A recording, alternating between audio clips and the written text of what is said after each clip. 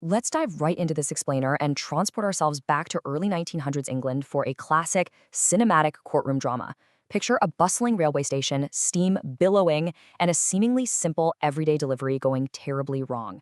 This story lays the absolute foundation for a legal principle that still dictates how we handle urgent business emergencies today. We're looking at the landmark case of Springer versus Great Western Railway Company to deeply explore the absolute limits of necessity. At its core, this case asks us to weigh two huge conflicting ideas: the fundamental sanctity of your personal property rights against the desperate practical need to take extreme action during an emergency. When push comes to shove, which one actually wins out? Let's find out. To really grasp the true gravity of this historical case, I want you to put yourself right in the middle of the chaos. Imagine you're a seasoned railway station manager. You're standing there on the platform, staring at a massive steam train packed to the brim with highly perishable goods.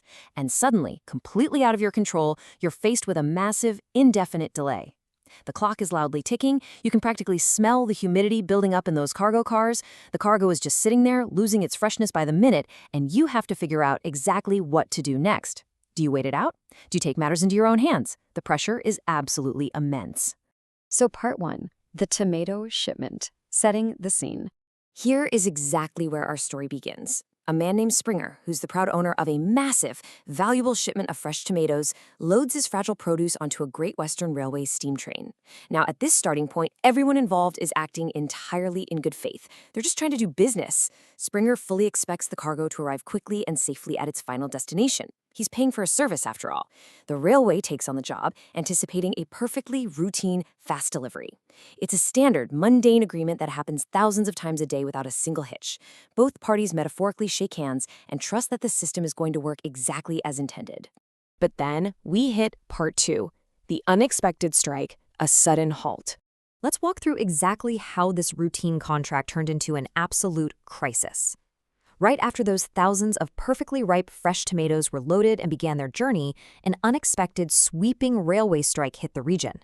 Everything is suddenly brought to a complete and grinding halt.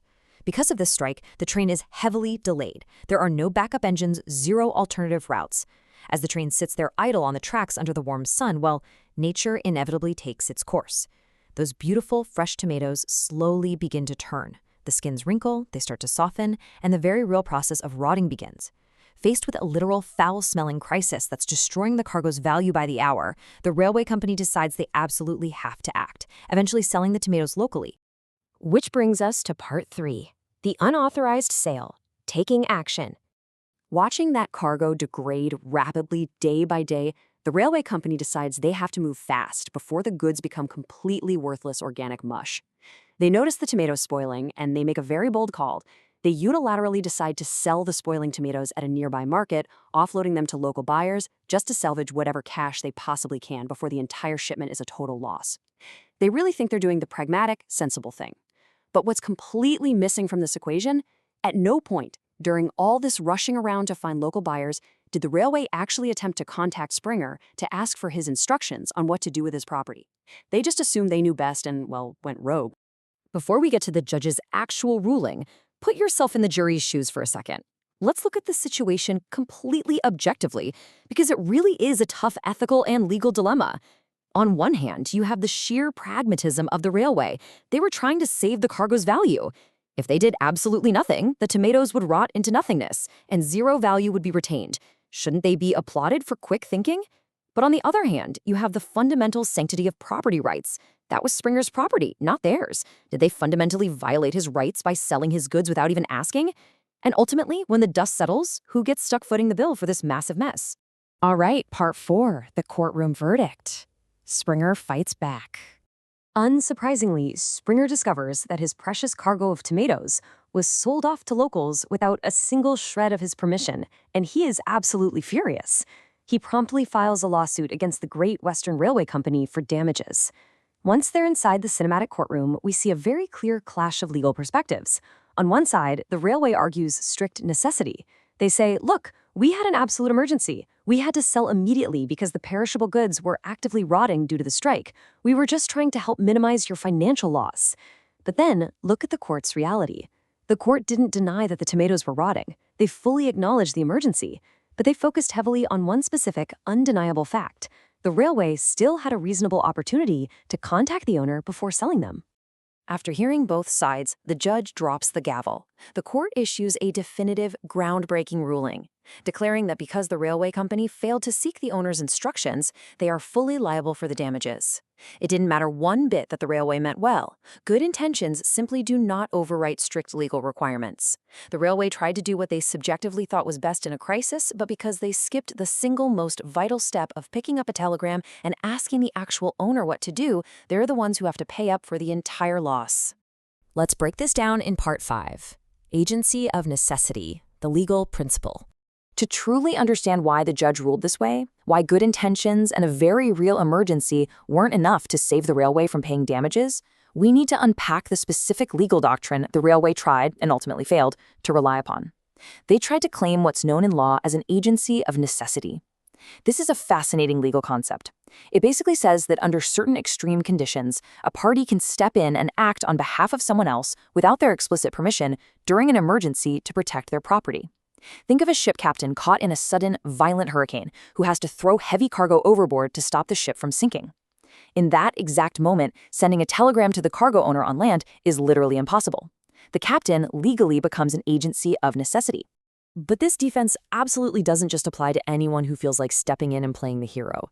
There are very strict, rigid requirements to successfully claim agency of necessity. First, an actual, bona fide emergency must exist, like our perishable goods rapidly rotting in the sun, or that ship sinking in a storm. Second, it must be practically impossible to communicate with the principal, or the true owner of the goods. And third, the action has to be taken entirely in good faith to protect the owner's interests. As we look closely at these three strict hurdles, it becomes crystal clear exactly where the railway's defense completely collapsed. They undeniably failed the second test. They could have easily contacted Springer at his office to ask him what to do with a spoiling cargo, but they didn't even try. Which leads us to the absolute core takeaway of this entire explainer. A true agency of necessity cannot exist if you have the means to communicate. You just cannot act as a proxy if the actual decision maker is completely reachable. The law refuses to give you the authority to make decisions for someone else if you can simply ask them to make the decision themselves. The practical rule that emerged from the Springer case is remarkably simple, but it's incredibly powerful. No matter how fast those tomatoes are rotting, and no matter how much of a frantic rush you feel you're in, the law mandates this. If you have a reasonable opportunity to ask the owner for instructions, you simply must do so first. Communication legally trumps unilateral action every single time. And the reason the court values this so highly is because it inherently respects personal autonomy. It prevents agents or companies holding your property from taking advantage of a crisis to make sweeping decisions about things they don't actually own. So it leaves us with a really fascinating real-world application to ponder today. We certainly don't deal with steam trains and telegrams much anymore, but in our hyper-connected modern world, where practically everyone is reachable at a moment's notice by a supercomputer sitting right in their pocket, is it ever truly impossible to ask for permission first? Next time you face a sudden, high-pressure decision regarding someone else's assets, whether that's a physical shipment of goods or even digital assets in a corporate database, will you make the unilateral call in the heat of the moment, or will you stop, remember Springer's rotting tomatoes, and make the call to them first?